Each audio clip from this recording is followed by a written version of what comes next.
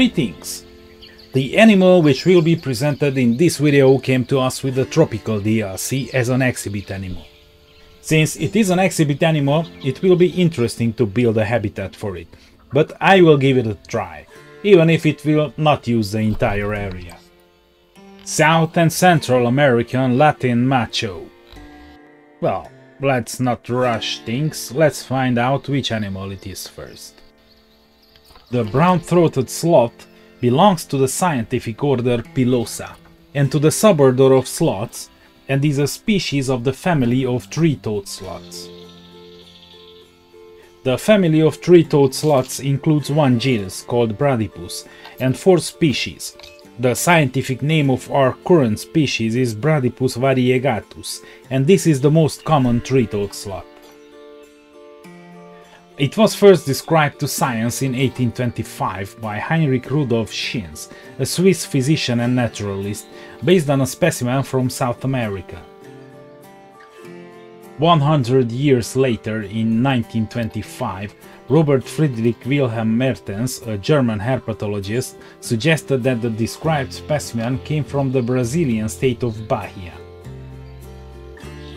So our current sloth is native to South America and the southern part of Central America, where it lives mainly in the canopy. Its northernmost areas start from Honduras, then spread through Nicaragua, Costa Rica and Panama to Venezuela, Colombia, Ecuador, Bolivia, Brazil and eastern Peru, and in Argentina it is now thought to be extinct. It mainly inhabits tropical forests, but not exclusively, as individuals have been seen in semi-deciduous forests as well as in subtropical lowlands and swamps, usually up to 1200 meters above sea level, but individuals have been seen up to 2400 meters above sea level. The ground rarely shakes under its feet, because it prefers to stay in the canopy, and since it uses sunlight for thermoregulation, it is mainly in the sunny canopy. Well, it's not as big as its long-extinct relative, the giant ground sloth, so the ground would not really tremble. Although it can swim, it doesn't used to, and usually only visits the ground toilet to defecate roughly every 8 days. 7 subspecies are recognized, but these are sometimes difficult to distinguish. The nominal subspecies, described by Schinz in 1825, Bradypus variegatus variegatus. The subspecies Bradypus variegatus infuscatus, described in 1831 by Johann Georg Wagler, a German herpetologist and ornithologist. Bradypus variegatus brasiliensis, which was described in 1840 by Henri-Marie de Grotte de Blainville, a French zoologist and anatomist. Bradypus variegatus trivitatus, described by Emilio Cornalia, an Italian naturalist, in 1849. Bradypus variegatus efippiger, described by the German-Chilean paleontologist and zoologist Rodolfo Amando Filippi in 1870. Bradypus variegatus boliviensis, described by the English zoologist John Edward Gray in 1871. And the Bradypus variegatus gorgon subspecies, described in 1931 by the British zoologist Michael Rogers Oldfield Thomas. Its closest living relative is the pale-throated sloth, which is very similar in appearance except for the color of the fur around the throat. The 2 species are estimated to have diverged only 400,000 years ago, while their ancestors diverged from the main sloth more than 7 million years ago. It shares parts of its range with the Hoffman's two-toed sloth, and in areas where the 2 species overlap, the brown-throated sloth is usually smaller and more numerous than its two-toed relative, and more active. Its small heart, low heart rate and sparse musculature are thought to be responsible for the difficulty of regulating its body temperature in colder environments, but normally it maintains a constant body temperature. Its fur consists of a layer of soft, short, fine fur, and above it a layer of thick, woolly fur. Its color is grayish-brown, beige, while the head and throat show brown discoloration. Its face is lighter and there are two dark lines under its eyes, as it would be a commando unit who is preparing for action. Its hairs are lacking a central medulla, and there are many microscopic cracks on their surface, and various algae settle in these cracks, which gives the sloth a greenish color on the more algal surfaces.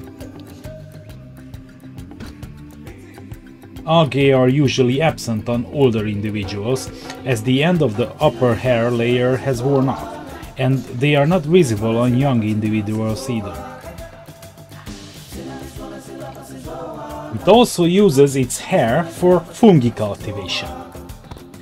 For example, several fungal flora spread in it, but it has been shown that among these fungi species there are also many that have antiparasitic, antibacterial and anticarcinogenic properties.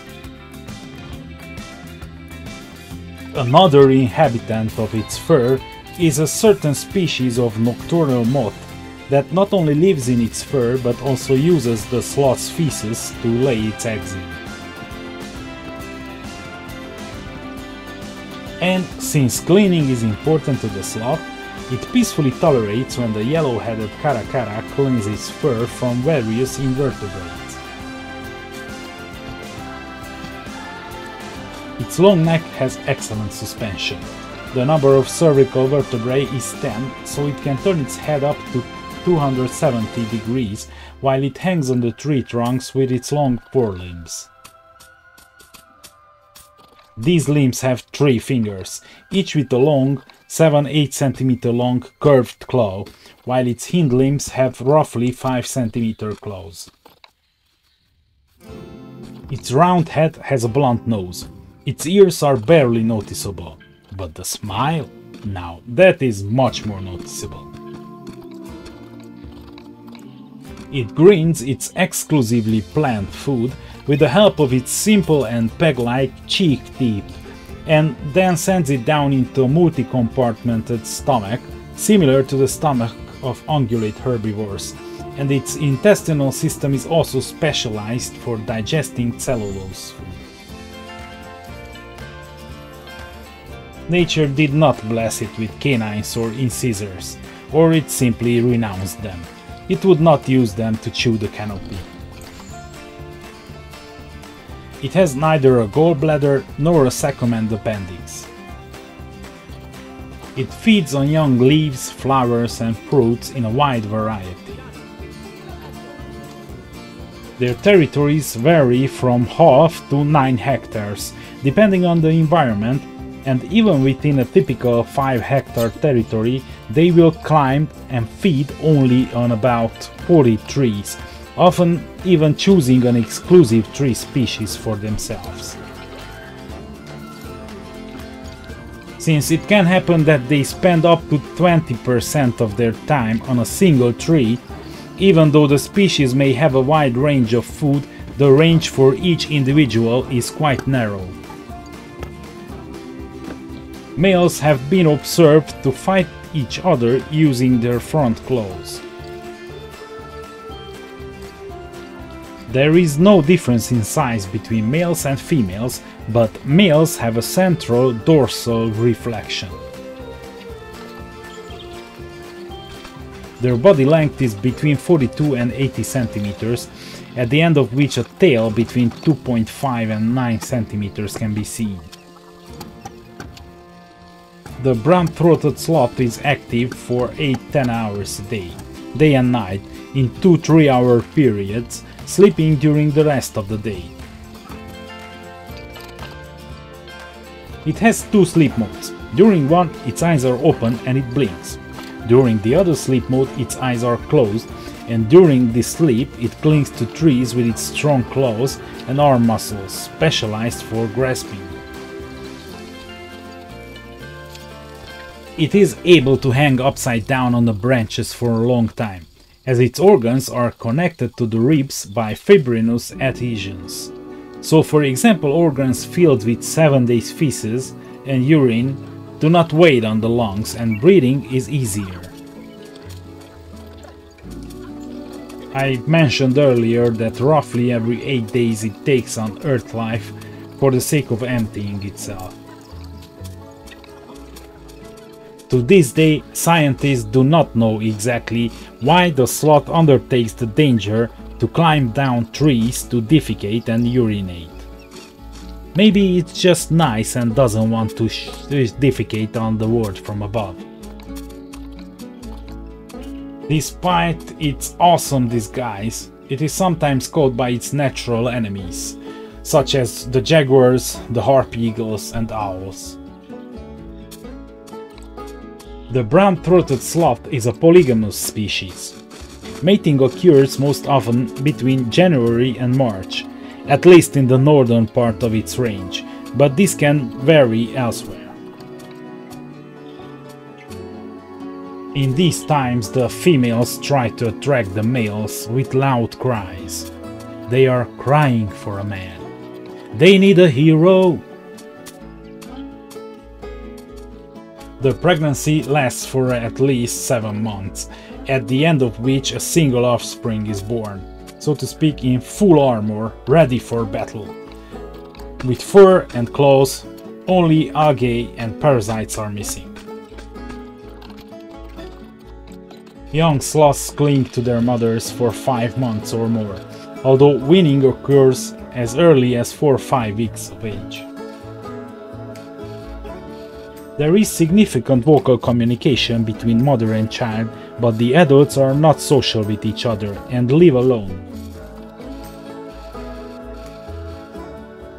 Females become sexually mature at the age of 3 years, while males between 3 and 5 years, and their lifespan in the wild is on average between 30 and 40 years. In Hungary, unfortunately, I found only 2-toed sloths, and these can be visited in the zoos of Budapest, Veszprém, Szeged, Nyíregyháza and Debrecen. And now, don't be slow. If you haven't subscribed yet, do it and hit the like button. Thank you very much! You can also support me by joining as a member of my community. I always enjoy reading the comments. Many people have already written interesting things, so if you have anything to add, just leave a comment. Feel free to join my Discord to chat. You can find the invitation in the description. You can also find there the link to my blueprints at the Steam Workshop. Thank you for watching. Have a nice sunny day, and gimme just a little smile. That's all I ask of you. Is that too much?